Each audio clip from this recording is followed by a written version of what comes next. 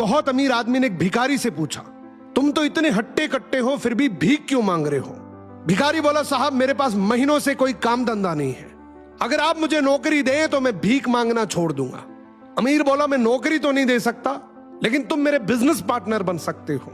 मेरे पास एक चावल का प्लांट है, तुम चावल बाजार में सप्लाई करो और मुनाफा महीने के अंत में बांटेंगे।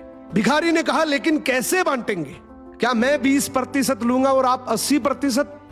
अमीर बोला, मुझे सिर्फ 10% चाहिए, बाकी 90% तुम्हारा होगा, ताकि तुम जल्दी तरक्की कर सको। भिखारी ने जोरों से काम शुरू कर दिया। उम्दा चावल और सस्ते दामों से उसकी बिक्री बहुत बढ़ गई और उसे खूब मुनाफा हुआ।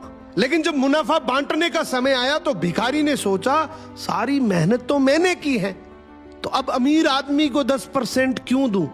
अगले दिन अमीर आदमी आया और जब हिस्सा मांगा तो भिखारी ने बहाना करते हुए कहा कि साहब मुझे तो बहुत नुकसान हुआ है, मुझे जितना मुनाफा हुआ है उतना तो कर चुकाना है, तो इस हिसाब से मुझे कोई मुनाफा नहीं हुआ, तो आप इसके हकदार नहीं हैं। अमीर आदमी ने कुछ नहीं बोला और वहां से चला गया।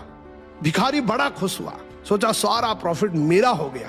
अब भिखारी उन पैसे से रोज मौज करे।